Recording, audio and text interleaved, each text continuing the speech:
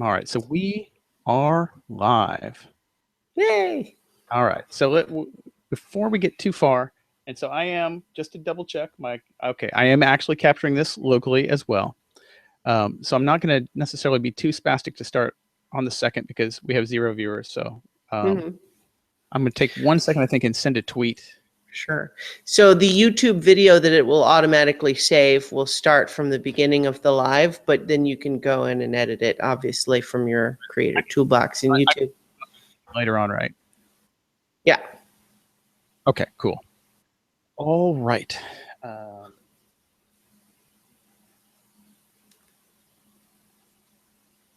What I really should have done, I really need to get Buffer or something like that to just tweet the thing automatically so that I don't have to stick with it at go time. All right. I can, you want me to tweet the event page, or I can just retweet anything that you tweet if you're going to send something?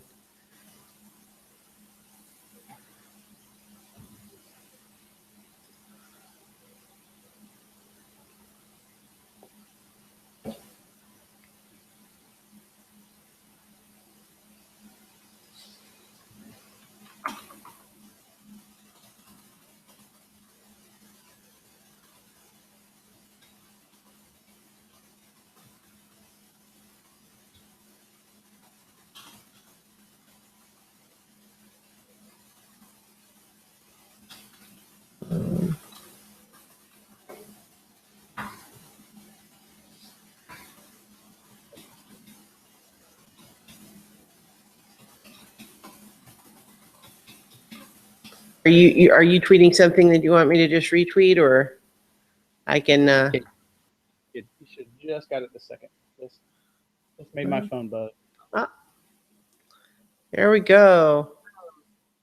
I'm retweeting that. Quickly retweet this from my phone, which might be faster than logging out of. So absurd. All right.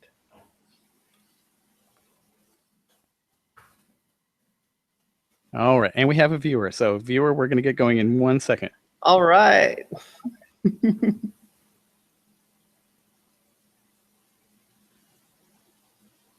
All right. All right, let us begin now. Welcome to episode number 1 of the Milkfed Crime Blotter. I am your host, Dave Slusher, and welcome my co-host for this first episode, Christiana Ellis. Welcome to the show. Hello, thanks for having me. I am so delighted to have you along. One, because I know that you are a reader of some of the output of the Milkfed Criminal Masterminds, and the other main reason is I know that you are a rock solid podcast partner, and so I'm worried about every single aspect of this show except for you. So, well, I'm happy to be one less item for worry. All right. So give people kind of the capsule summary bio of yourself and kind of pointers to your stuff. Well, as you mentioned, I'm a podcaster and a writer. I have a couple of fiction projects out there, including my fantasy novel, Nina Kimberly the Merciless, and my science fiction audio drama, Space Casey. And you can find podcast versions of both of those, as well as all of the other nonfiction podcasts I do at ChristianaEllis.com. And my main blog and podcast is at evilgeniuschronicles.org, as it kind of says on my lower third. And in kind of a manic, the manic burst, the manic end of manic depression, you got to strike while the manic is hot. So I've started 2 podcasts this week. The other one being Mad at Dad, which is at Mad at Dad Podcast, which is myself and podcast pioneer Michael Butler, as we sort of complain about our lives. That's basically what that is. So during the dog days of podcasting this year, I threw out 3 different projects I wanted to start, and this was one of them. And so I have now brought 2 of those 3 to fruition. And one of the reasons I wanted to do this is because I am just a big fan. I think I read every single book that is that comes out from the Milkfed Criminal Mastermind imprint. I guess you would call it an imprint. I'm not exactly sure the nomenclature to use for it, but I am a fan of Kelly Sue DeConnick's work, and I'm a huge fan of Matt Fraction's work. So it just seemed like a reasonable thing to do to talk about the work. And so we're going to do, we're establishing the format here. We're kind of figuring it out.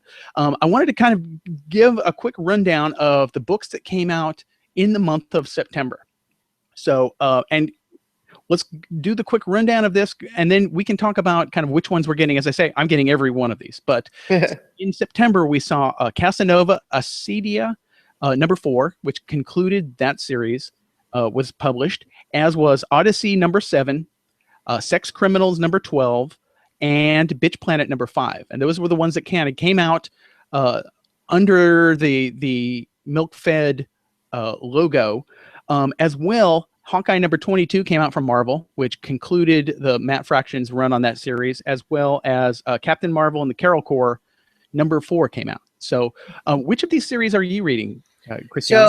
So the first one you mentioned I haven't read, but I think pretty much every other one you mentioned. I certainly am a big fan of that whole Matt Fraction Hawkeye run, and the long delayed but finally arrived finale to that story was much anticipated by me, and then much enjoyed once it arrived.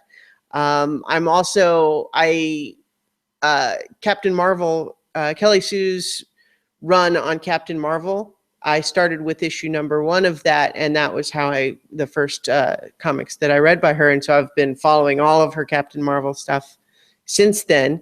So I read the Captain Marvel and the Carol Corps tie-in as well. I'm also reading Sex Criminals. I'm also reading Bitch Planet. Mm-hmm.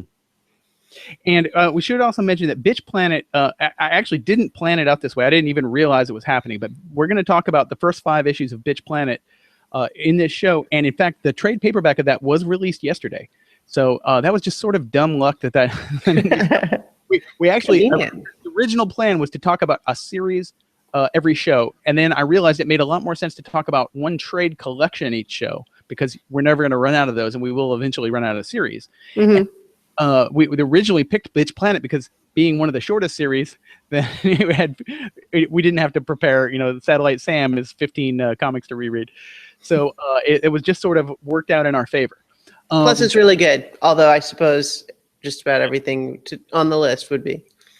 So let's talk a little bit about how you got into their work. So you said you started reading Captain Marvel and the Carol Corps, or even prior to the Carol Corps, the original Captain Marvel series that Kelly did.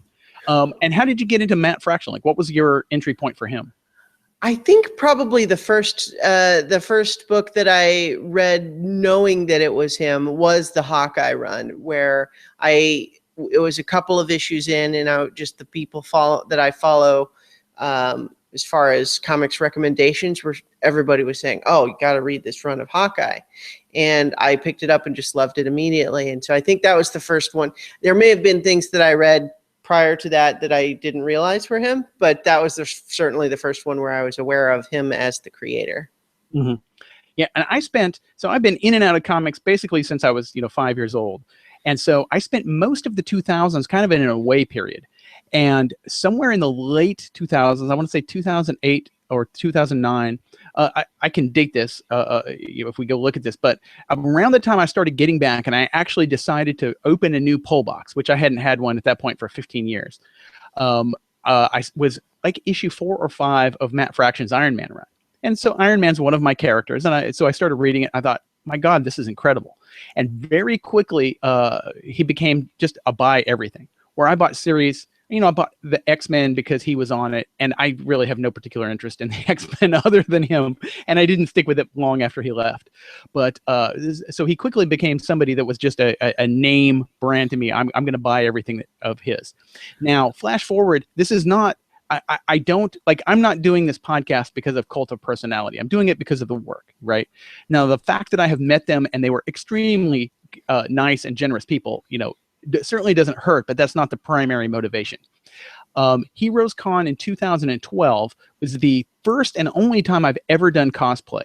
And at the time, I had a 1.5-year-old child with me, and we dressed her up in a samurai, little Japanese-looking dress, and I took a stroller, and I put panel contact paper, wood grain contact paper all over the stroller, and dressed up in a samurai outfit, and we went as Lone Wolf and Cub.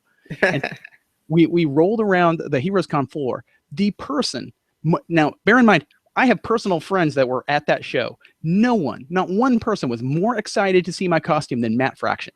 He went nuts when he saw me, and he must have talked to me. So he was not, his star was ascending, but it was not stratospheric at the time. And so in 2012, he had time to talk to me, and we must have talked for like 5 or 10 minutes about nothing but Lone Wolf and Cub. So, it was really a fun time. And so I've really had a kind of a special place in my heart for everything Matt and Kelly Sue since then. Now, the fact that the work is extremely good, that might be a kind of an entry point, but that's not going to sustain for, years and years. But, that's, I have an enormous amount of affection for this family. So that's kind of my personal story.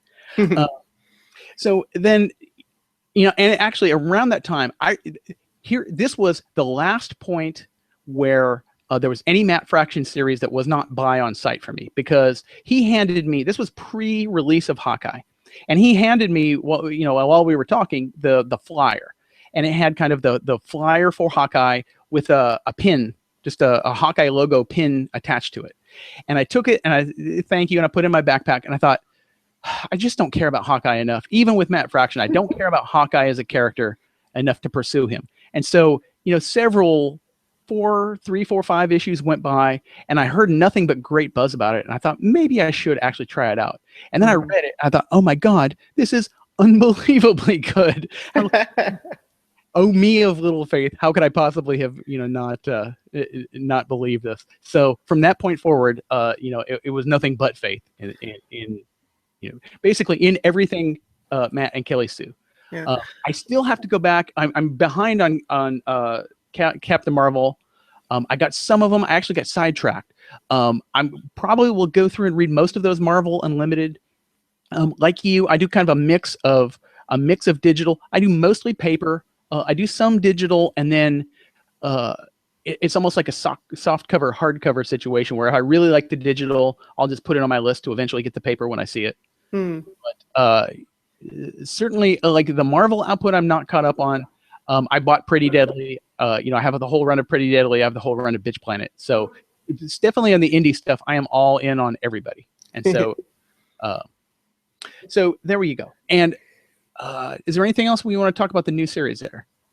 No, although I could go into my history if you want, but or whatever, it's your show. You're calling the shots, whatever.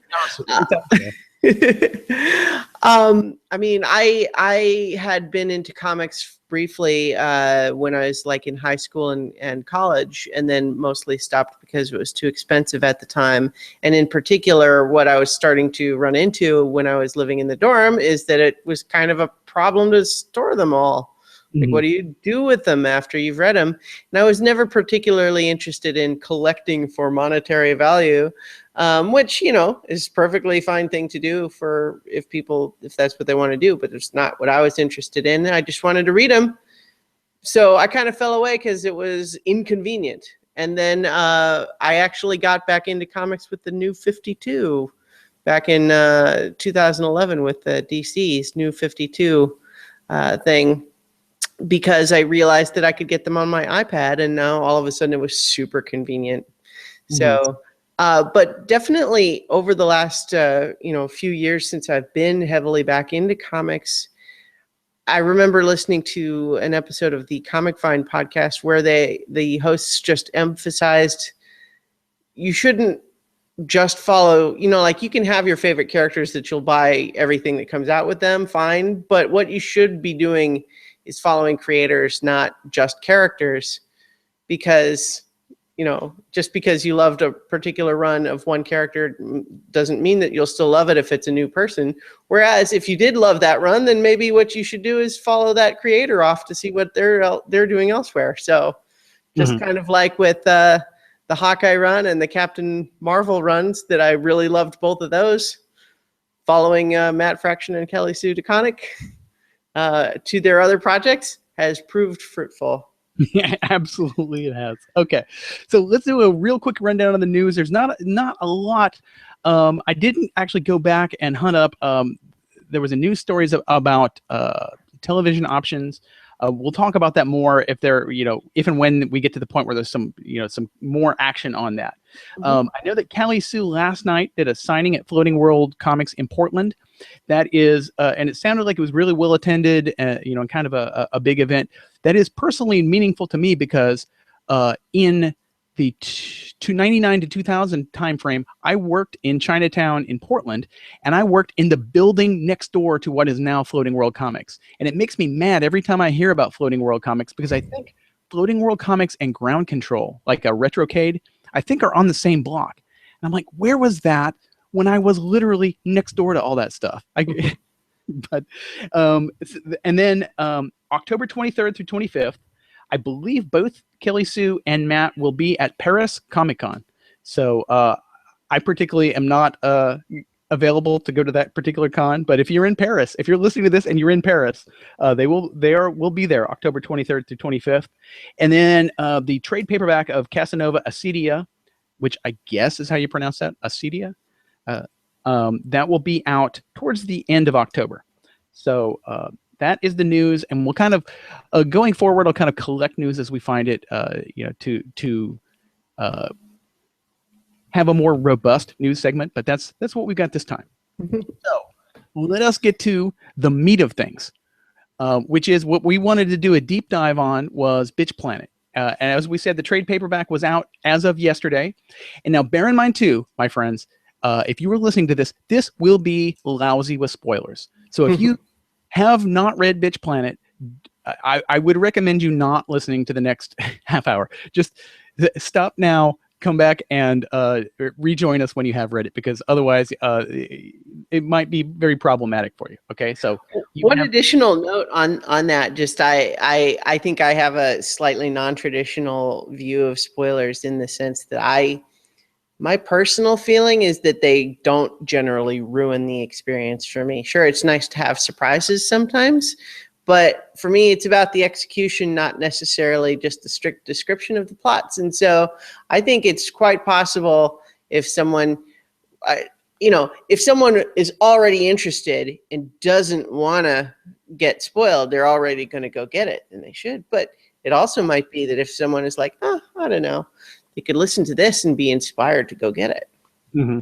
Well, one of the things we'll talk about is by the end of episode one has a really unorthodox structure, and there's multiple head fakes that occur in the course of this issue, and so it is extremely well executed. And I think knowing the spoilers will not make it unfruitful to read, but there's a certain pleasure in going in cold and not, getting to experience all those reveals, Well, definitely, yeah.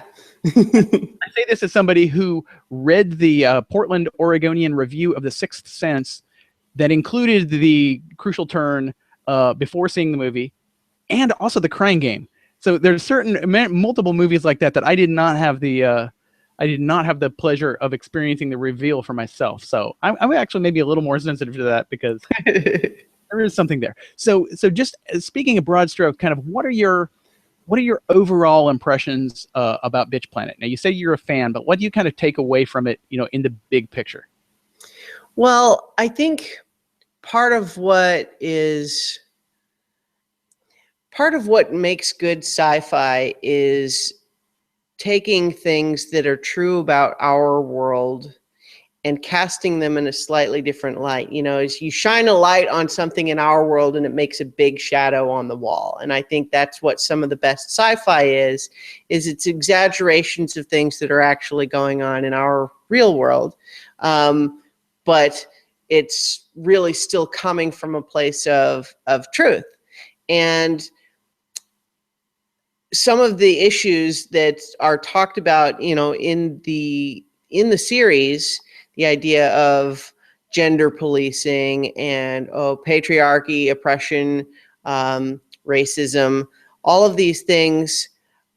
It's not that they're not discussed, but I think that the more voices we can have contributing to the conversation on these things, the better. And I think that it also, at the same time that it's talking about these real issues that are kind of heavy, it's also kind of celebrating and deconstructing the tropes of the old school, like exploitation, women in prison type of movies. Mm-hmm.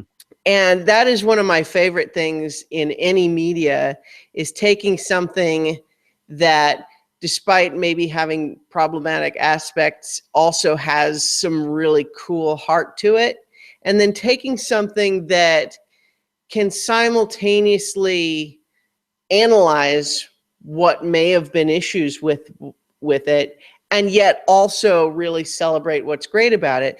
Cabin in the Woods, I think, is a great example of a movie that does that with, sort of horror movies, especially slasher type or, teen horror movies, and where it can use those tropes at the same time that it talks about those tropes and analyzes them in a critical way. And I think that this book does that as well. And it's also just, it's funny, and it's kind of, gets the blood pumping. It's great. Yeah. So starting just from the, most outward thing, like you said, the visual aesthetic, starting from the covers, is very much that 70s, the pulling from kind of the same pool as, say, Quentin Tarantino and Robert Rodriguez Grindhouse stuff. Mm-hmm. It's that 70s lo-fi look. And so the dots. One of the things that I have found all the way through the series, very prominent on the covers, but also used inside. And I haven't quite, I'm not sure I've 100% pinned this down, but the use of the kind of the grainy dots is kind of an indicator. And so it kind of is a signifier of the lo-fi aspect, and the kind of, like you say, it's simultaneously futuristic, setting something, off planet, in, I don't know if it's even ever specified where this planet is. If you notice, the planet itself, we have basically zero details about. We don't know how far it is. We don't know if it's in this solar system, in another one. We don't know how much of the planet is devoted to this prison. One would assume not the whole planet. It would have to be a small planet. The only details we have as far as that goes is that it takes a week to get there the fastest possible way. And to do that, you have to be submerged in compression jelly or something like that. And we only know that because of a character in, I think, issue 4 being told he has to go there to supervise something, and he's not thrilled about that. Notice, so when you start with episode 1, so beginning with the cover, you have on the front cover, you have a double middle finger. First thing you see on the inside cover is the middle finger. So already you've been flipped off 3 times before you've actually begun panel 1 of issue 1. So that sets the stage. And then I did notice, once the story begins, we see a character who doesn't really play, as far as I can tell, doesn't play begin that, but it doesn't play again. But this character is a control booth, and she is extremely apologetic. And so I notice that she's, deferential and apologetic to everyone she's trying to get to. And then that kind of actually sets the tone for the book, right? There's this woman who is in this basically, what you call it? She's sort of deferential to every single creature she meets on the whole way in.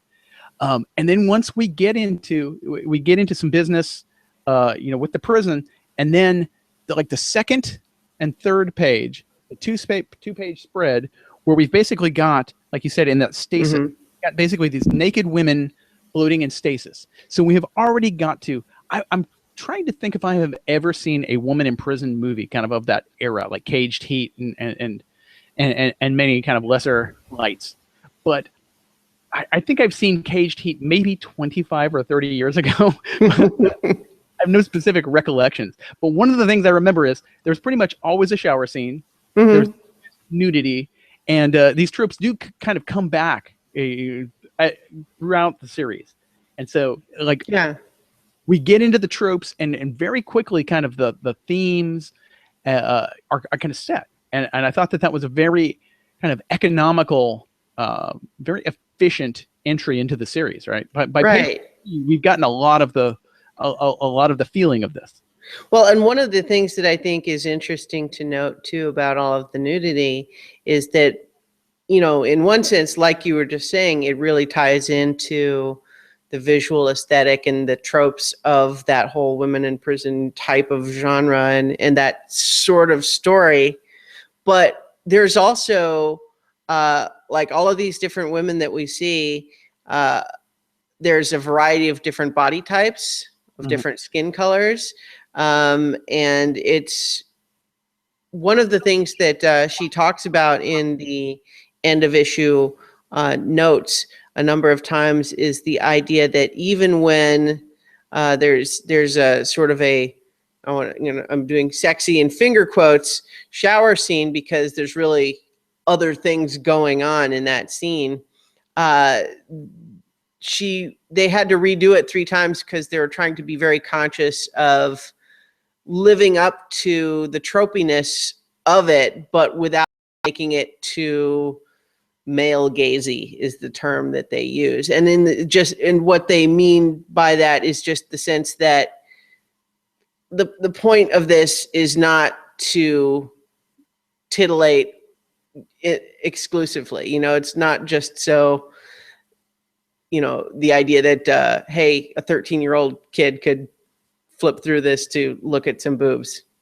It's not about that, but it's still about acknowledging the reality of these women's bodies and also living up to these tropes of that's part of the whole thematic story is the idea that this society wants to reduce these women to being nothing but their bodies. Mm-hmm.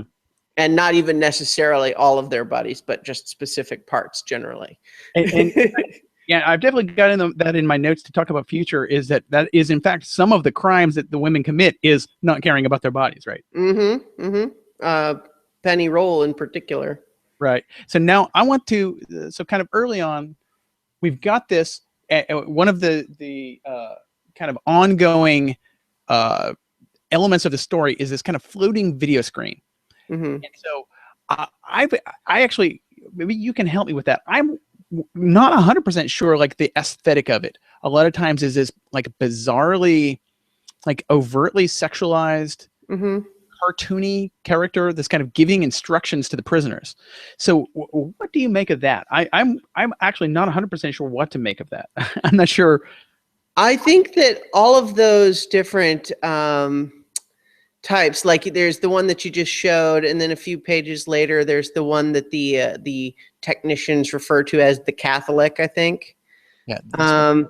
The confessor or something like that, because it's like a scantily clad nun, basically. Yeah, and so there's an even closer up shot, another page, I think, or no, the page preceding that one. But in any case, the point is that I think what all of those different images are doing is they're reflections of essentially male fantasies is the idea.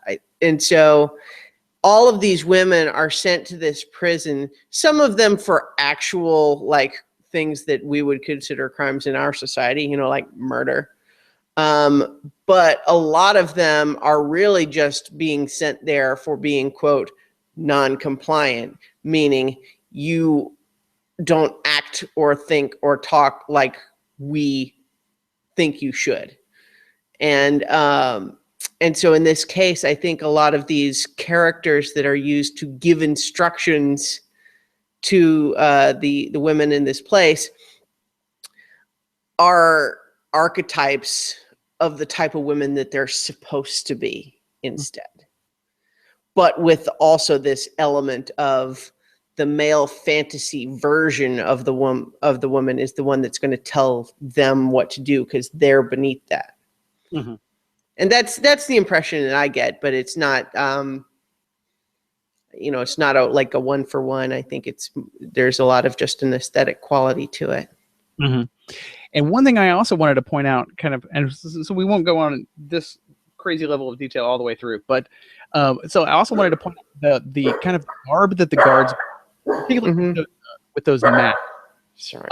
Now, tell me your take on the mask. I kind of read that as so, and there is some discussion later on with the character who's talking about how she doesn't wear the mask. But most of the guards do, and rather than wearing kind of a flat standard kind of riot gear mask, it's this kind of I should call it like the blank mask, like almost the what do you call the Greek theater mask? Oh, I know the ones you mean, but I don't. There's tragedy and comedy, but I kind of read that almost as as kind of bringing the subtext to text of the fact that the guards are both dehumanizing and dehumanized, right? They wear that, and it kind of reflects a sort of stripping away of their humanity, being in this role, and then also pushing that outward. So everybody involved in the transaction is being dehumanized in one way or another.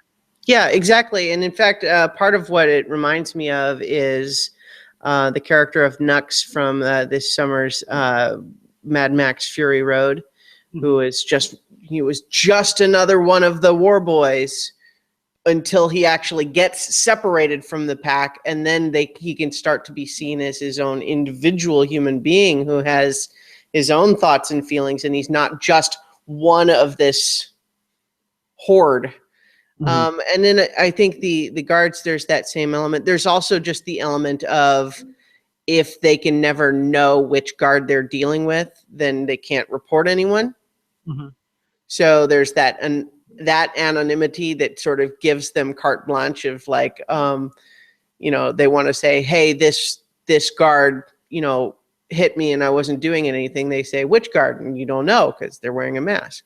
And so and that's actually becomes a plot point later because when the protagonist, Cam, realizes that there's one of the guards that habitually watches the women in the shower through a little peephole, she realizes that that's a way to identify one specific guy and not just a guard that you never know if you can ever find the same one again. This way they know how, like, okay, this is one guy and we know we can work with this guy.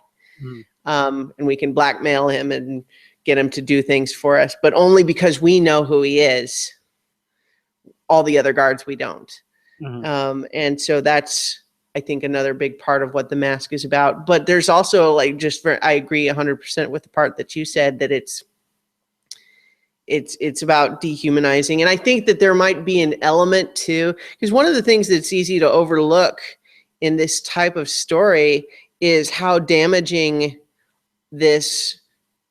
all these rules and the mindsets of all this, how damaging it is to the men too. It's not just about victimizing women and all the men are just hunky-dory, because there's all of these rules that, like there's the bit where the one guy is being told he's to take this job to build this new structure on Bitch Planet. And he mentions that he's a little unsure about it. He maybe has to run it by his wife. And the guy he's talking to says, maybe don't want to mention that last part. Like the implication that you have to ask your wife for permission, that's the sort of thing that's going to get you out of a job, that sort of idea. And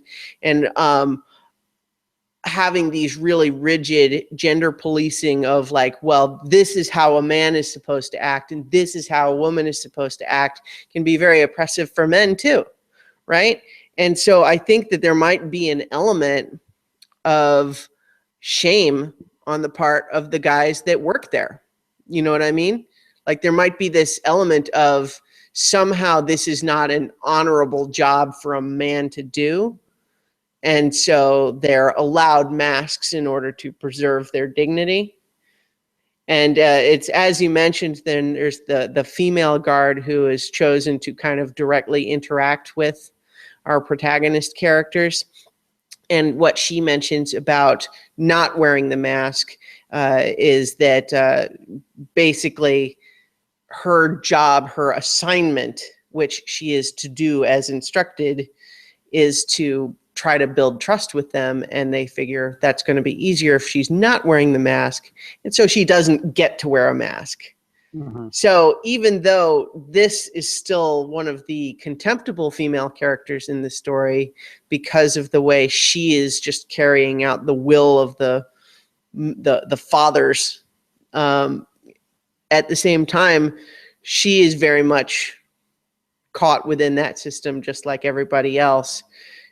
There's this impression that like she didn't get to pick this job, that she's not doing this because she loves it. She is just a willing tool of the patriarchy rather than an unwilling one. Mm-hmm. Now let's mention a little in episode 1. So I mentioned the head fake, and again for the viewers who are coming on late, this is extremely spoiler filled. Mm-hmm. So we kind of see our entry to the planet is kind of again. I think it's kind of a standard trope of the women in prison is that you have, like basically a viewpoint character who is probably either innocent or wrongly accused, and is relatively what do you say, green compared to everyone, not as hard. The good girl. Yeah, exactly.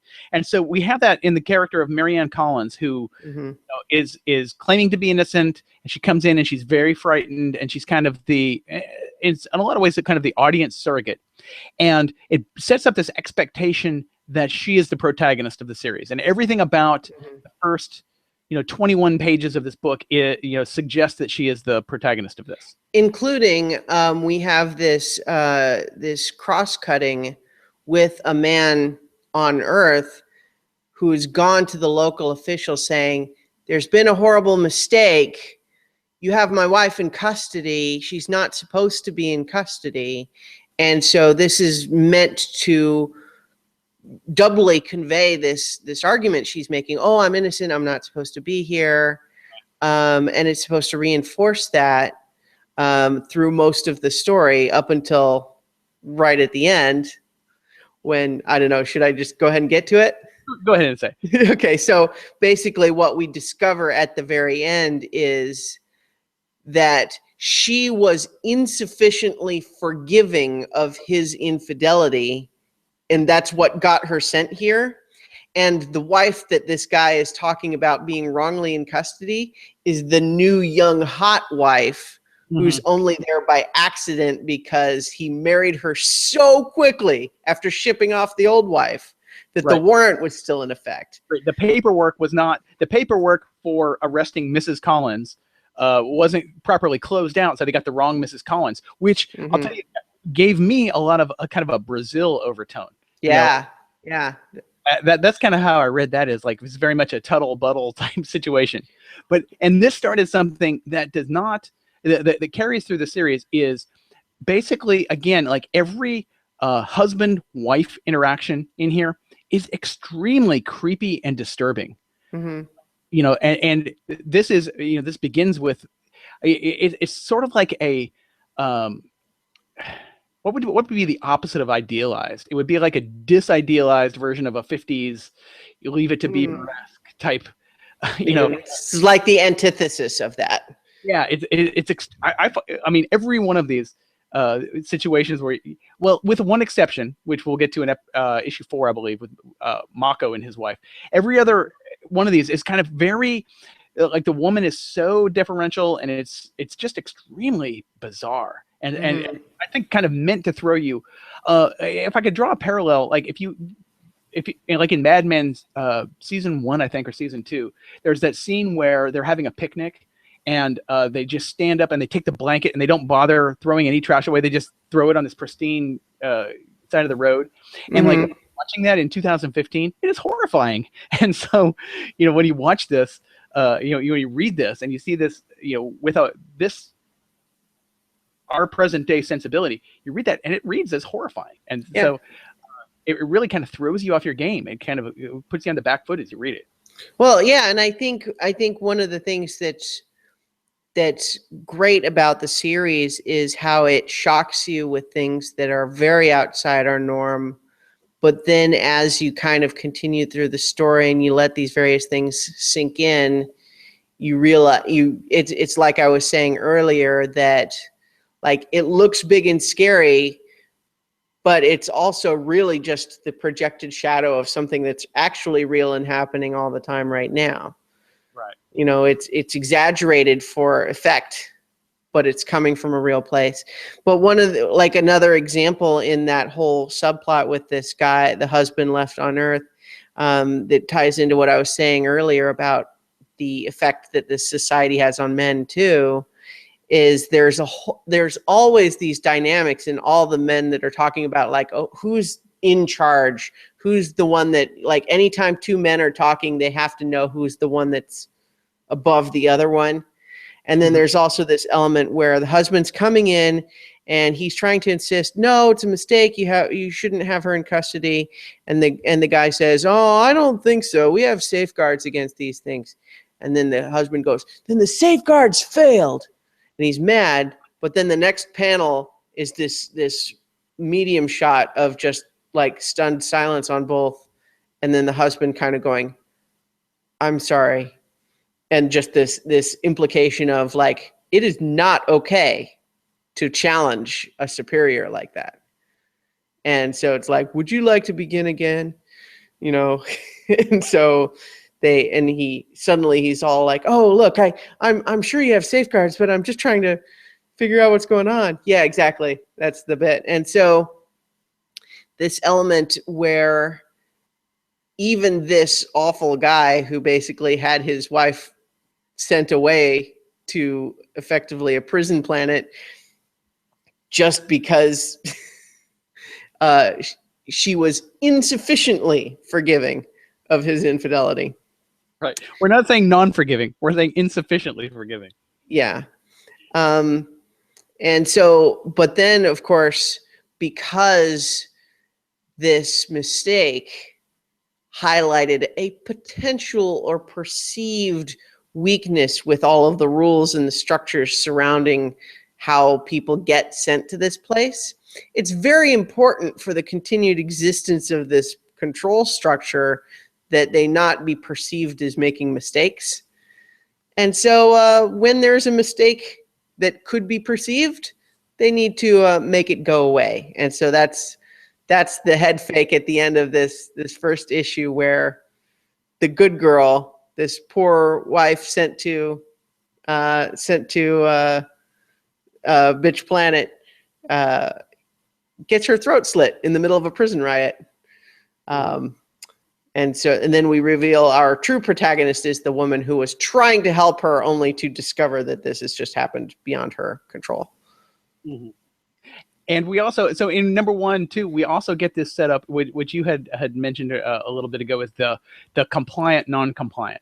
And so the non-compliant is extremely important, both in, you know, the overarching, kind of, one of the drivers of everything in here is the women being non-compliant, but also kind of outside it in our real world amongst the fandom. This iconography is quickly taking on a life of its own. It's bigger even than the comic book itself.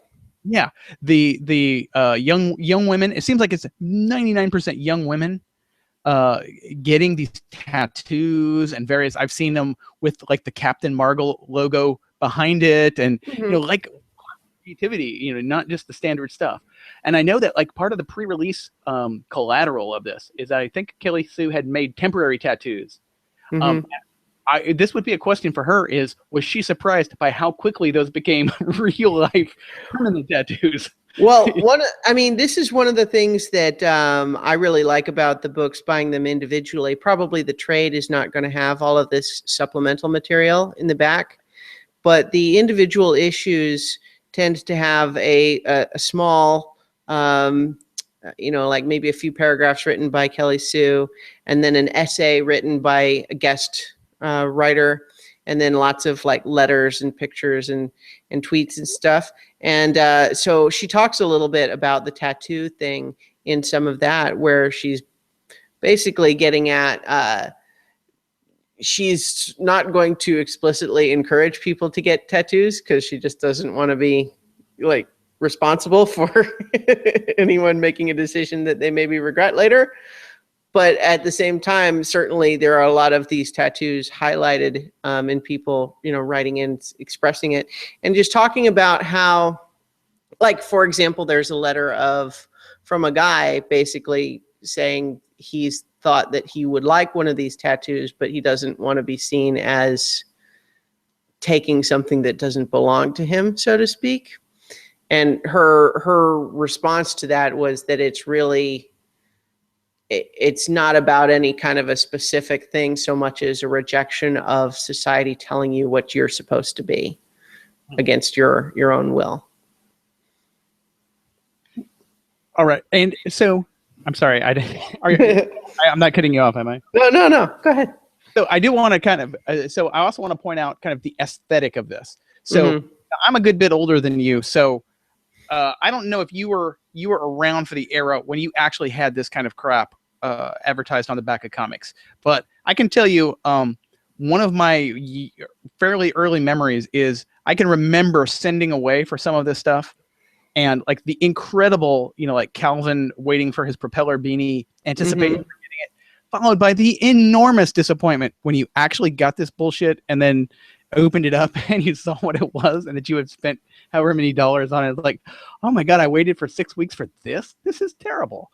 So there's some, so it gets disclaimed in an incredible amount that you are actually buying junk. You're buying actual crap. Well, what I think's funny is that like some of them are very clearly like jokes, but some of them are actual real things that you could buy if you send in the money that it says to the address that it says. But like some of them are like, this one is in issue 3. It's diminish with delicious Cestota. And it's basically an advertisement for a tapeworm. Right. That you should have inside you so that you will lose weight. And it's basically, stop being so fat and gross, you big fatty, or maybe try not to let other people's standards of beauty or femininity or your value as a human being dictate your self-worth. If any part of you has ever been jealous or of anorexics or considered extra medical hormone injections or parasites or used body hate to bond with girlfriends, you have bought in. It's near impossible not to, but maybe today try not to believe that your value is inextricably linked to some asshat's assessment of your desirability. And yet there's also on that same page ads where you can buy the non-compliant temporary tattoos or a Bitch Planet poster and so on. Yeah. Which, I think there's some value in just buying that stuff for the sheer novelty of it. So. All right, so let's move on to issue 2. Issue 2 is where we get the game. So one of the neat things about this is there are so many things happening at the same time. So starting with issue 2, what we begin to get is that layered on top of everything else is in this kind of stacking palimpsest of things is that we've got it becomes a sports story, and a pretty satisfying sports story as a sports story. And so we have the game, Duamila, or colloquially called Megaton.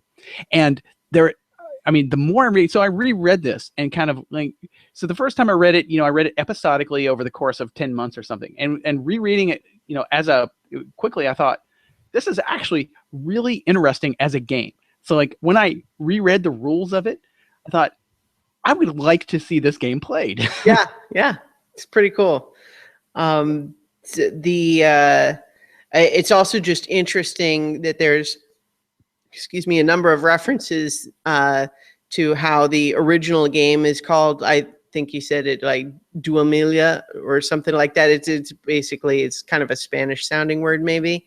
But in the Protectorate, we call it Megaton. And it's kind of just like, everyone else in the world calls it football and we call it soccer because we got our own football and it's a totally different thing.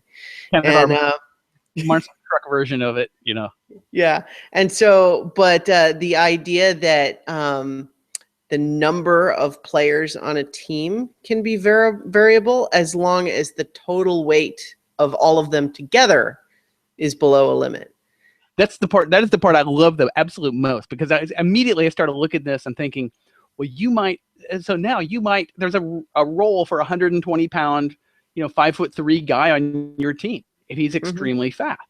I'm like, oh, okay, that's extremely cool. Although certainly in the images we see of the existing Megaton teams, they do seem to be mostly big, bulky guys. And that might be tied into the whole element of it being, because one of the themes in the story is that the controlling forces of this whole society have absolutely endorsed this sport as the sort of officially sanctioned bread and circuses for the people. And I think at one point there's a discussion between the female guard and our protagonist Cam about whether or not viewing of Megaton is compulsory. And basically the female guard basically is saying, it's like, no, it's not compulsory. Everyone has free will, but with free will come consequences.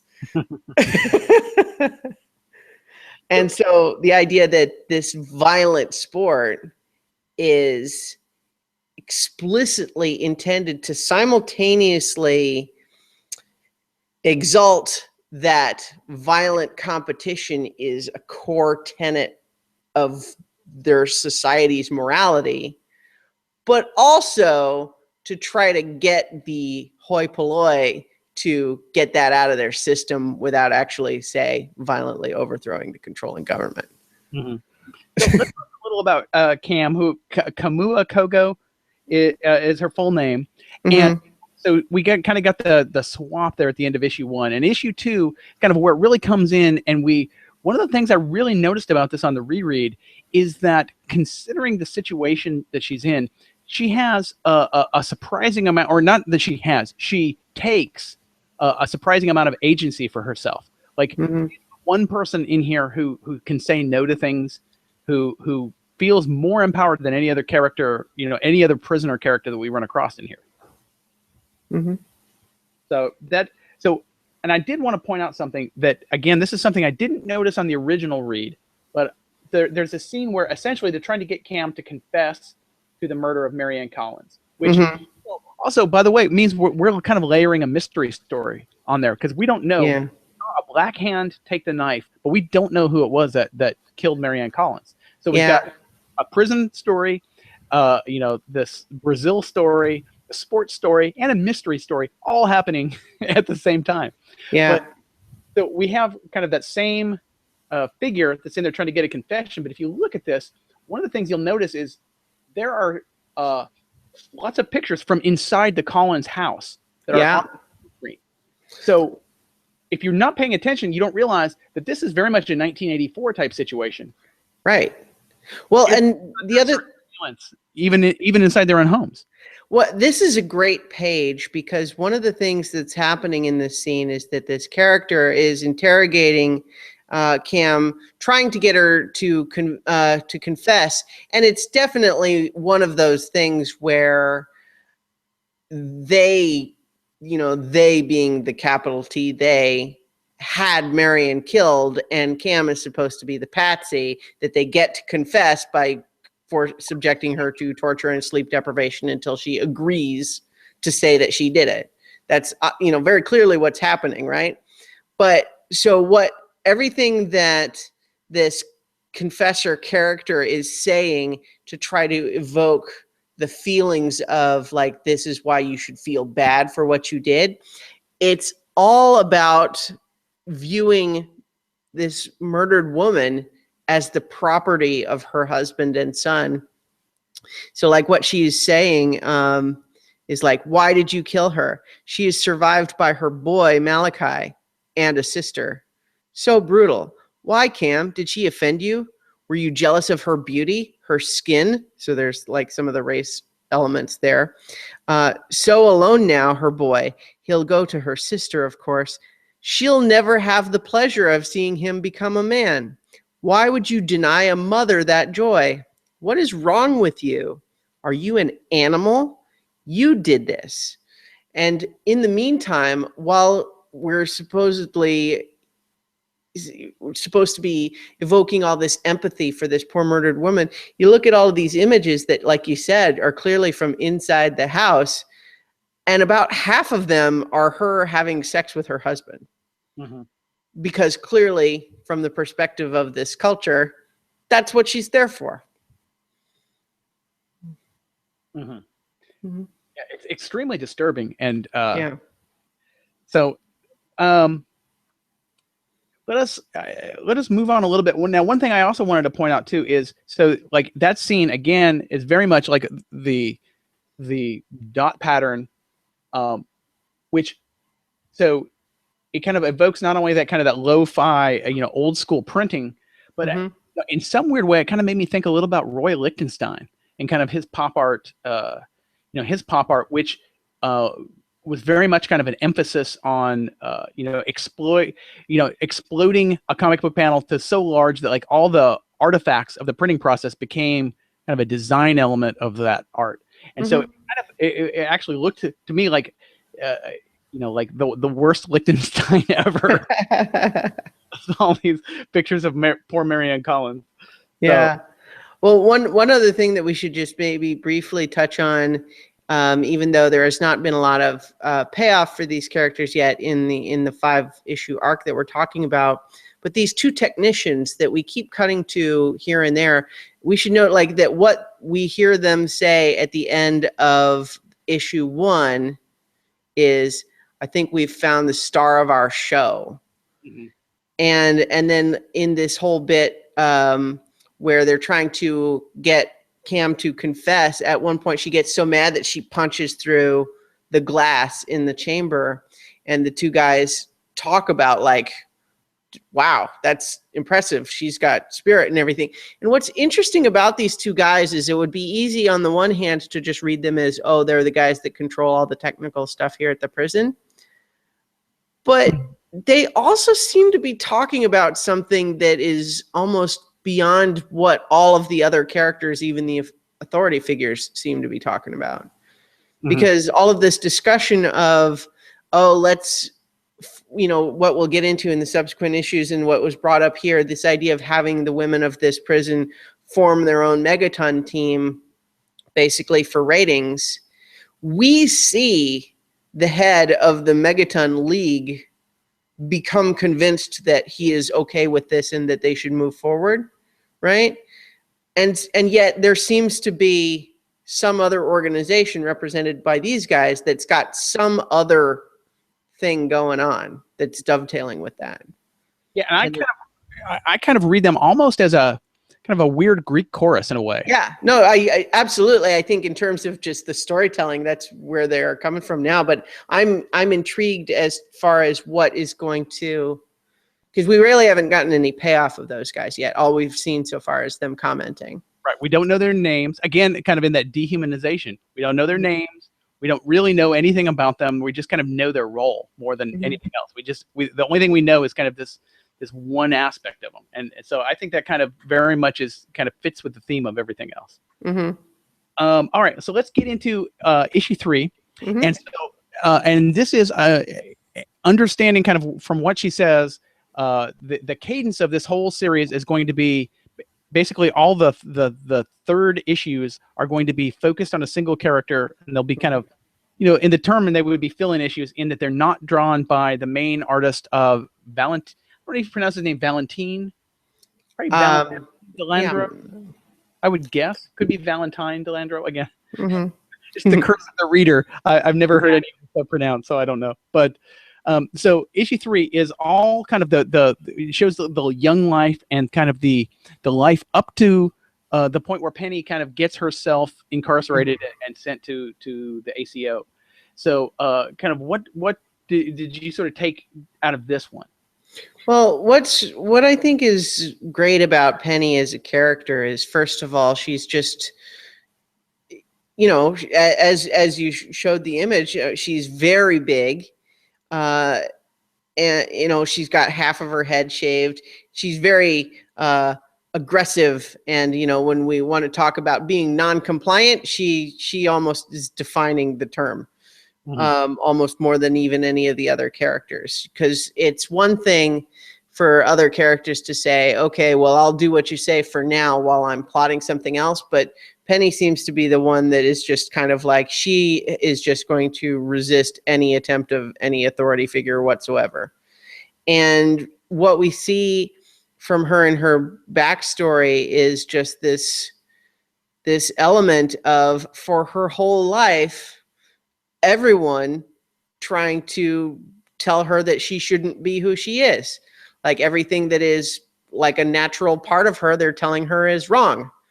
And she just ultimately has the strength of character that she is not willing to take the easier path, which would be to comply. And it's just, she ultimately, you know, like, you know, we see her talking with her school guidance counselor, for example. We get the impression that, in fact, I think it's actually made explicit, although only briefly, that her father was on the run, one of his many crimes being miscegenation, because her father was white and her mother was black. We never see the mother because we're told that she was also arrested. And then her grandmother, who she was living with, is later also arrested. And the crimes all seem to be various levels of, you don't look like our society thinks women are supposed to look. And that's a problem. And in fact, one of her crimes is wanton obesity. Yeah, exactly. And so in this issue, there's this whole thing where she's like strapped into this room to this equipment, and she's just facing this whole panel of all of these guys that are just looking at her and like, why would you let yourself be this way? Don't you want to be attractive?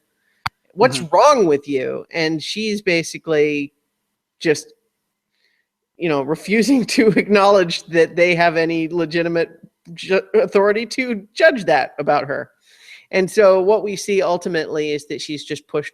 You know, we see her in school, then we see her working at a bakery, and then and in that scene we see a few more examples of what this society looks like outside the prison. And what, for example, there's this you know, the feed, which is, I guess, a news show type of deal, propaganda that everyone has to put on the TV at the right time. And one character, a woman character, is like, you know, God forbid folks use their private screens and leave the rest of us in peace. And the guy who had been complaining about it not being on says, private screens don't build community. And then he's like, did you just roll your eyes at me? And she has to go like, no. And just this realization of like, these are just two strangers who happen to be in a bakery at the same time. And she has to say, no, I didn't roll my eyes at you, because she might get in trouble if she did. And so, and that was just one of the many things that Penny is seeing around her that just makes her finally, you know, lose it and start beating on guys with a rolling pin.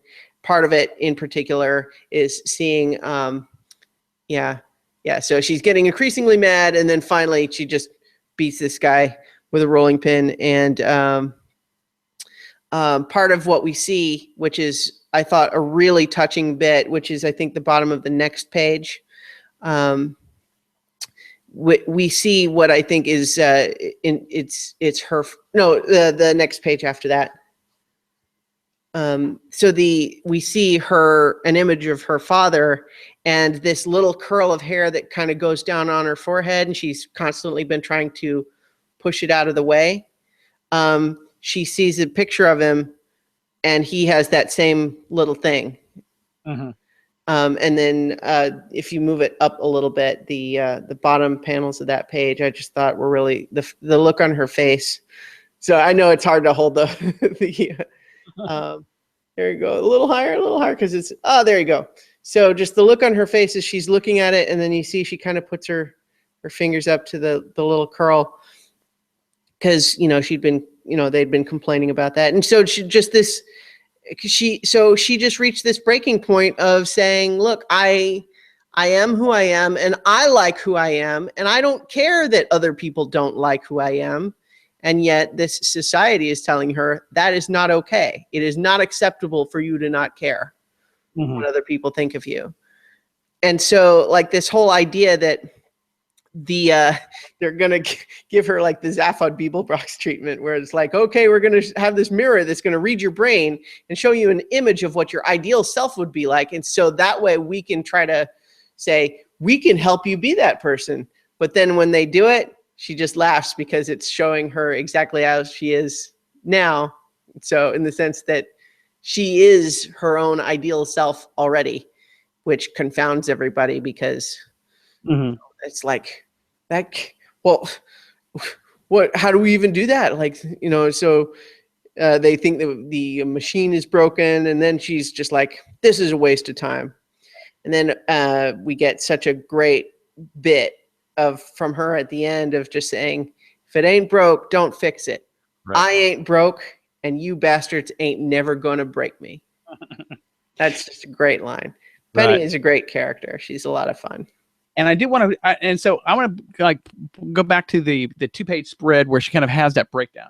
So this is one of those things where it's a power of something that we get in comics that you don't get in any other medium, which is that if you look at that art, to me, it's very it's got that reminiscence of, say, a Dan DeCarlo style Archie art, where the quality of the art itself is, I think, a commentary on what's happening on the page.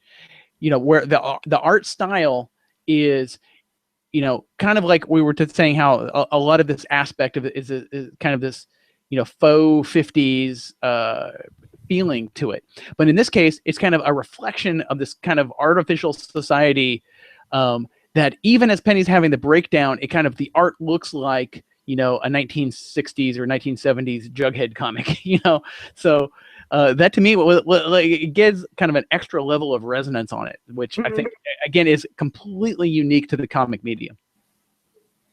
Yeah, it's a great medium, and it's a mistake to assume that it's just like a static movie or illustrations, because I think a really well done comic and page design produces this building tension like this spread does of, contrasting these various things, around the scene with her, pounding this muffin dough harder and harder until finally she just grabs the rolling pin and smashes the screen. And then when a guy calls her a crazy bitch, she smashes him. And then, of course, the guy who was all mouthy earlier about, oh, you need to know what you're doing and you need to turn the feed on when you're supposed to. And then all of a sudden he is pulling up his phone. He's like, I'm calling the cops on you. Your life is over. Because, of course, is he someone who could actually stand up and enforce this gender politics that he apparently thinks is the way things ought to be? No, he can't do any of that himself. He's just as dependent on authority figures as anybody else. Right. And then, like, Penny's key quote is like the panel after that, which is, he says, your life is over. And she says, I didn't much like this life anyway. So, yeah. So, okay. So moving on. So issue 4. So I'm going to try to pick up the pace just to get a little bit long. So in issue 4, so that has kind of what we were talking about before, where it's got the shower scene that does dual work of kind of, so now we've got your 70s woman in prison shower scene in there, but there's actually a lot, like a big chunk of plot happens during this, and in 2 ways, right? So you had mentioned before kind of the guard, this being a way that they can get one over on the guard, but it also, like, there's a bunch of information. It's basically an info dump in the middle of this, like, girl shower makeout scene, which I think is really funny. And then later on, Cam goes and, like you said, uses the shower, like, the most explicitly lurid imagery of it is actually kind of like a honeypot trap to get that guard. And so the end result of this is that she now has that guard owned. And in fact, not only is this guard in his pocket, but now she told him, make sure that you get assigned to the Megaton unit, because I need you. You're on my team and we're in this together. And I thought that was so at this point, she has, over the course of very few issues, right? 'Cause none of these characters are even in issue 3. So this is really only the 3rd issue with this character, the 2nd really with her as the main protagonist, and she's already basically running things, and she actually has power over the guards. And I thought that was really notable that you know, in a very, very short time we see, like I said before, she's the character with agency, you know, more so than any other prisoner. Mm-hmm. And one of the things that there's a lot of interesting things going on here, because first of all, we've got a couple of layers to the mystery, namely, like the whole premise of them, hey, let's have the women form a megaton team. Like, it sounds like a terrible idea just right on the face of it. It sounds like, yeah, let's get together all of the most aggressive and uppity women of this facility to go get their asses beat by a bunch of professional athletes, you know, who fight all the time and do this. So let's get a bunch of untrained women to get beaten up and to prove that they really are not all that tough. And like, that seems like the whole ulterior motive behind the whole thing. So why would Cam agree?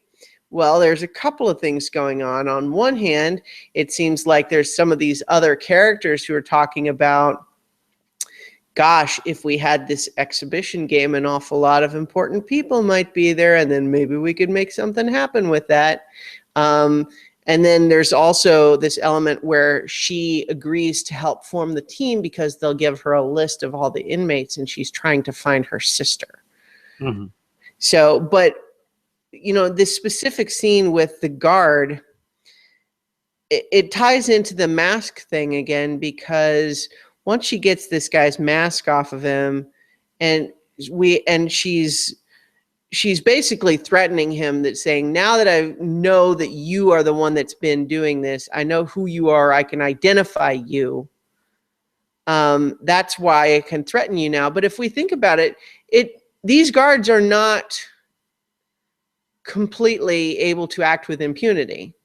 The fact that she is able to successfully threaten him with, I will tell people that you're doing this. And what she says is, your ass will land in a pervert camp, if she tells. And so that's where we see that is a threat that means something to him, which is just an indication that even he, as the guard that supposedly has all this power, and we've seen the guards with their masks do some pretty awful things already, but we realize that in a lot of ways they're as trapped by the system as anybody else. Mm-hmm. You know, this idea of he has his own, you know, urges that would be seen as shameful, and so he has to keep them a secret, or else he'll be sent to a pervert camp, because apparently that's a thing. And I did also, so like the idea of identifying this guard by the freckles on his penis. Did you get a Bill Clinton vibe out of that? I didn't directly connect to that, but I guess, yeah. Just the idea, though, that it would be a very personal identification that he wouldn't be able to deny, and that it would be humiliating and embarrassing to even, right, that was have it come up. Yeah, that was the first, that, and so there was that kind of the Bill Clinton. So there's a lot of very subtle, I don't know if it's just me reading a lot into it, or if these are kind of deliberately placed. It may just be that, you know, because of the milieu, you know, it's open enough that I can just bring whatever to it, you know, and it feels like it belongs there. The other thing is, this whole scene reminds me of Porky's, which you might be too young to have been through the Porky's thing. But I was exactly of an age where we're supposed to watch this movie that was so incredibly salacious. And it had a scene a lot like this, right? Where there's a guy looking in the girl's shower, you know, and, you know, so it was supposed to be salacious. And if you watch it, it is the opposite of salacious. If you somehow find pleasure, you know, purient pleasure in Porky's, you've got something seriously wrong.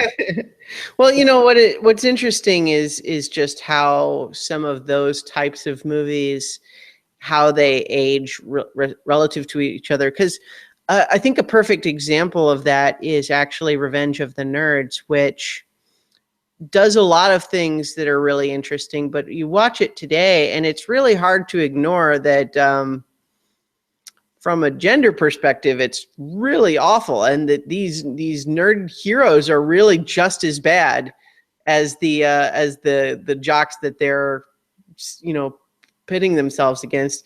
I mean, the hero of the story has sex with a girl under false pretenses, which is essentially rape. They win this whole contest by putting naked pictures under whipped cream and selling it as a pie. They go on, you know, panty raids. Like, now, you know, it's like, the thing is, on the one hand, can there be humor in stuff like that? Okay, sure. But at the same time, it's also just like, a lot of their behavior in that movie was not intended to be seen as shocking. It was supposed to be seen as like college hijinks. Mm-hmm. Yeah, absolutely. So, and then also kind of, so let's move on to issue 5, and we'll kind of get to some kind of deliberately. So from the unintentionally disturbing to the deliberately disturbing. Yeah. So like in 5, we get a little more discussion kind of the existing Megaton League. And I noticed that one of the teams is listed as the Arizona Wetbacks. Yeah. And so that too is another indicator that this is, in some ways, like this is that kind of I don't know what you call it, but that like white male power type guy, like the guy who feels oppressed by political correctness. This is kind of his world, right? I don't know what you call that guy. I don't know what you call it. There's a term for it that I'm blanking on, but like the male supremacist type guy. And so the guy who wishes he could, you know, use the word nigger and is oppressed because he can't, and that's sort of. Yeah, well, and it's interesting too that the other team that the Arizona Wetbacks were going to play is the Florida Men. Right. Which is like, what a weird name. But yeah, and like on that same bit, like this head of this sports league, when he has a Japanese subordinate coming to visit him, he does this exaggerated like, Makoto-san, and then he's like bowing and saying arigato Mac. And it's one thing, like within context and all this, and like what we've seen from this guy, it would be one thing if it was intended to be a sincere respect for someone else's culture and an attempt to greet them in a gracious way. But it is totally not that. It is about this guy who is important and thinks he's funny, says, hey, you're Japanese, right? This is the sort of thing Japanese people do, right? Mm-hmm. And that's all it is. Right. And so it's exactly kind of what you're saying. It's this guy who just like, he has all the power, and yet he doesn't think of him like he thinks that he's just right, you know, and it's not that he's just privileged. It's just like, well, no, I'm just the one that understands how the world works. And if they don't figure it out, that's on them. That's, you know, like the bit where he's saying later, like, so the guy who's coming to see him is basically saying, you're only giving me six weeks for this team to like form and practice and become a team that's going to play professionals. And the guy just goes, diet and exercise, drills and scrimmages. You'd be surprised how fit you can get when you don't have a job. And then the guy goes, they're prisoners. It's like, they made choices and they live with the consequences, just like the rest of us. I chose to work more than I golf, and now I've got this to contend with. And then he kind of holds his belly in and says, consequences follow, as though any of that is equivalent. Yes. Yeah. And I do want to point out something, which it's one of these things that I would not be surprised if this kind of pays off and turns out to be something that's more significant later. But there's just this quick 2-panel thing. Oh, yeah. Woman who's going into she's in the background basically doing like a Today Show style where she flashes, and she's got Eleanor Lives written on her chest as she's flashing the camera. But then the funny thing is, so next page is in Josephson. You know, as you look at the feed, you see that there's a news story about this Eleanor movement, and is it some sort of terrorist plot? And so it's actually subtle enough that, you know, if you're reading quickly, you could miss it. And I'm wondering if there's going to be a whole Eleanor, an Eleanor movement. I think there is, because the back cover of this page, I happen to know that the next story arc is going to be called President Bitch, which is what we see on this back cover, and it looks like it is it's a campaign poster saying Eleanor for America with the face ripped off of the poster. So that would seem to be who Eleanor is, and I would imagine we. And I did not notice the Eleanor under the I only noticed the top, and I never noticed it was Eleanor underneath it. So there you go. That's yeah.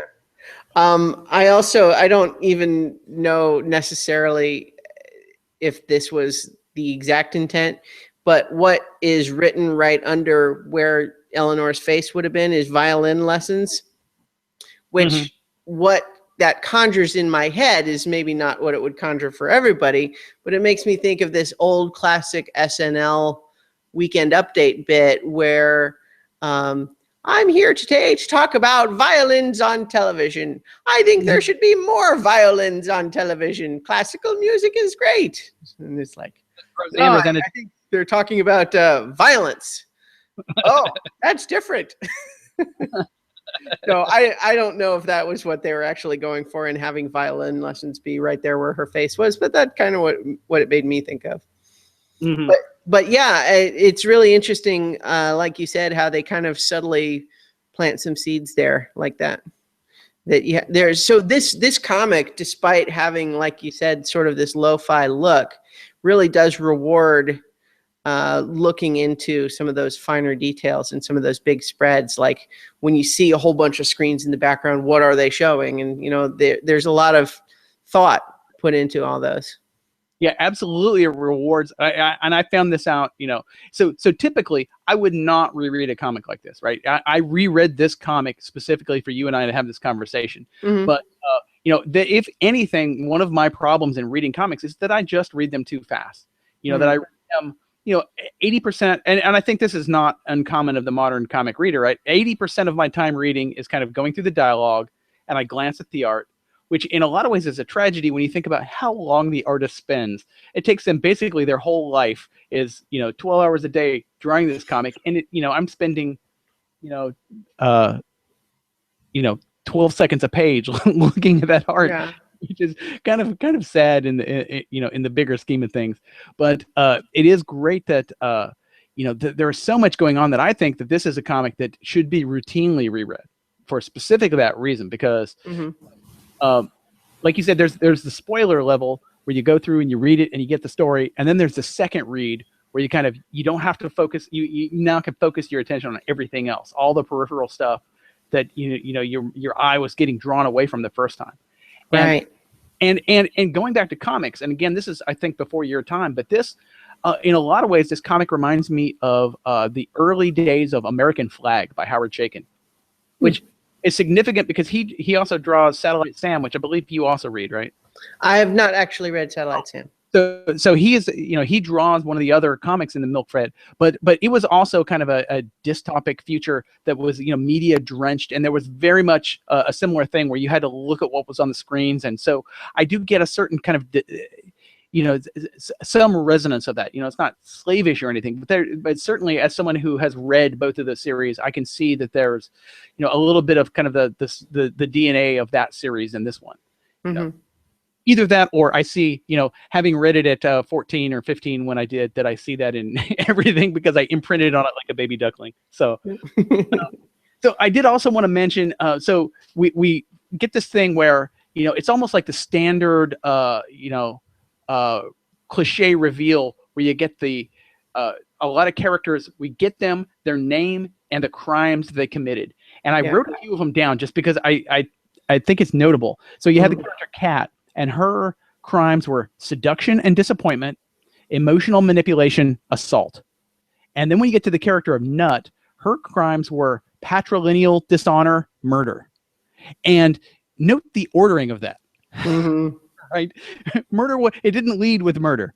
It led with patrilineal dishonor and then murder, which, both the juxtaposition and the ordering kind of are kind of undermining the fact that, that they're burying the lead that there's a murder here, Alika's only crime that was listed was disrespect.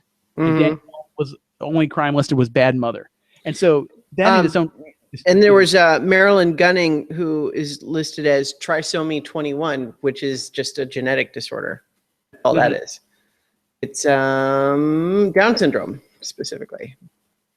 Yeah, I looked it up. I didn't have that memorized, but. So the fact that these are the crimes that you can get put in here for, it's another level of, so to me the juxtaposition of the serious crimes and what we would consider the trivial crimes is another another level in here, like showing how bad things are, that these things are kind of put on equal footing, right? Yeah. Dishonor and murder, are 6 of one, half a dozen of the other. Well, and then I think that there was the twins too, where like there wasn't even a crime there. It was just that they were like unpermitted birth, genetic error, interred at request of family. Right. The burden of proof to get you in here is extremely low. Like, we don't want you around. That's enough. Yeah. And so this issue also, I think, not that we didn't have anything happening before, but I think everything up to this point is really kind of setting the stage more than driving the plot. And I think this is the first issue where we really are starting to get a hint of what the larger plot movement might start to be. Like, what are the next steps? Because, of course, we have this one architect who is being directed to go and oversee the building of the facilities where this game will be played. But he also has this ulterior motive that his daughter is there. And he hopes that maybe he'll be able to see her. And yet the tragedy, of course, is that what we're also seeing parallel to that is unequivocal demonstration that there is no intent whatsoever for the officials to have this be a fair game. Right. There was, and likely that there was never any intent for it to be fair. It was never going to go that way. And then as a result of the guards, being rough and breaking the rules and not getting called on it, Mako is killed. And she is the daughter that this architect was coming to see. So we'll have to see what the fallout of that is. And I believe issue 6, which will be the first issue of the next arc, I believe is devoted to her. Yeah, I believe that's correct. Yeah. So like you say, that's the other thing too. I kind of got a resonance of that. When we got to that with the playing of the game and kind of the unfairness. You got kind of some. The 70s were also full of this kind of sports movie, right? Thinking of The Longest Yard and movies like that. It was not an uncommon situation, but like the underdog sports movie, Bad News Bears. Yeah, Bad News Bears. The football scene in MASH and things like that. So that again, as a guy of my age, I'm reading this more than one way. I'm reading this kind of, there's a nostalgia layer on top of this, on top of the literal text here, which it makes the whole thing, like I say, extremely rewarding. There's so much on. There's like we said, there are at least 6 different reasonable readings of this series so far. All of which pay off, and that seems to me like that would be extremely difficult to do. I mean, you're the writer, so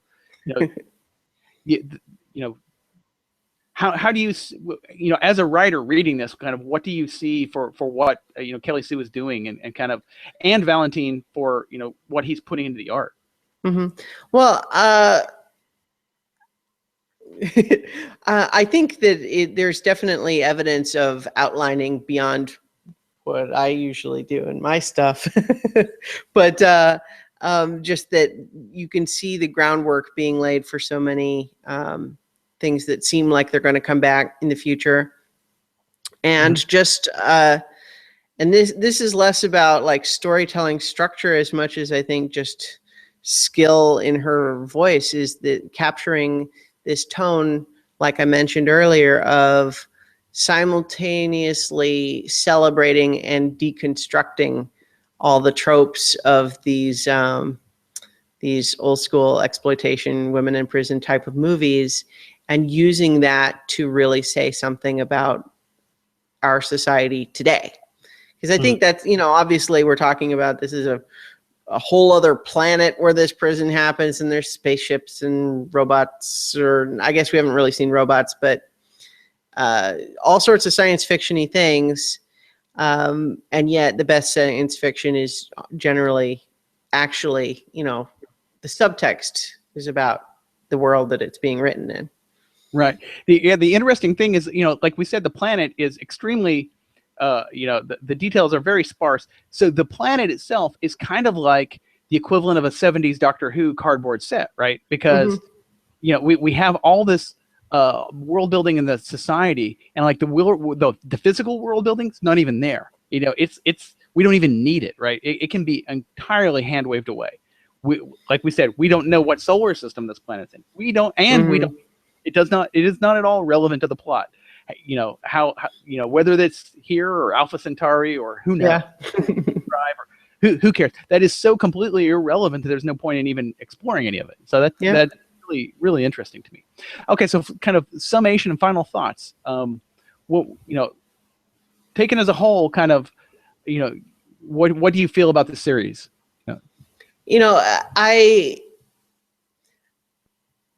I like it a lot. It's really just, it's something that it's an interesting balance of feeling good to read and being entertaining, but also having that element of, you always have to be careful when feeling righteous anger, because that can easily turn into problems of its own. But there's an element of, there's an element that can feel good in sort of common recognition of something that is wrong, and saying, we think that that's not okay, and we want to say so. And that can feel good, right? And so there's an element of that too, but without getting to the point where I think it doesn't feel preachy. And I think the use of the women in prison tropes and that whole sort of tawdriness, grindhouse flavor to it keeps it from feeling too heavy-handed, even as it's pretty extreme. It becomes satire in a really sharp way. Mm-hmm. Yeah, and so we didn't even really, we talked kind of in the pre-show a little about, the feminist themes and some of that, and kind of the male experience versus the female experience. And so, like, in the final analysis, that's kind of, sort of a second order effect of reading this, and not as interesting as the text itself. But I will know that, like, I was, like, even in this discussion about it, I was extremely conscious the whole time we were talking, like, am I mansplaining? Like, am I condescending? Because,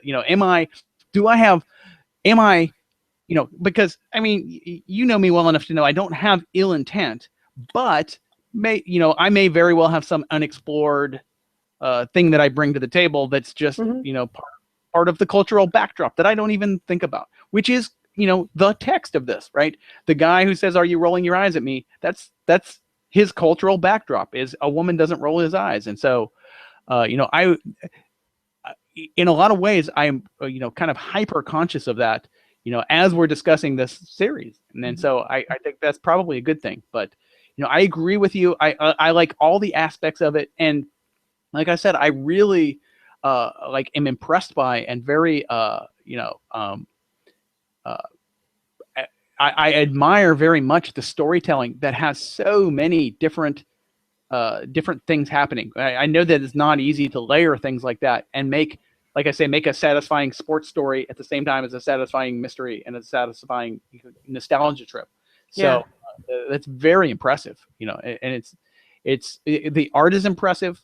And I forgot to mention by name, I think Robert Williams, is that who drew the art in issue 4? Maybe. I'm not sure. Yeah. So, I'm I'm a bit like you were saying earlier, in the sense that often my tendency is to focus more on the writer than the artist.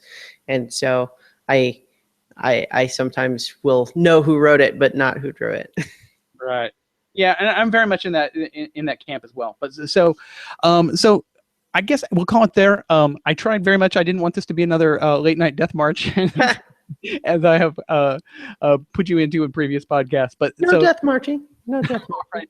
So thank you very much, Christiana. And again, kind of tell us where people can find more about you and kind of find your work.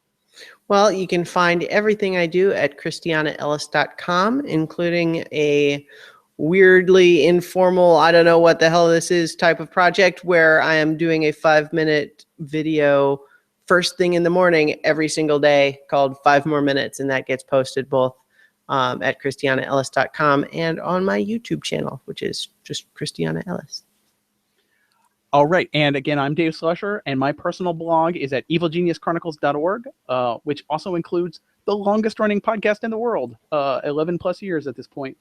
And a new podcast called Mad at Dad, which is at madatdadpodcast.com. And the show notes for this, and you can subscribe, and iTunes and all that stuff will be up shortly, will be at Milkfed Crime Blotter. And I did not realize when I was setting all this up, what a tongue twister. I might have thought twice about naming it something different. Milkfedcrimeblotter.com. And so you can subscribe to the RSS now. I'll submit it to iTunes, as soon as we have an audio episode. The plan is to have every episode, available via YouTube and live stream, and then it will be available in audio later.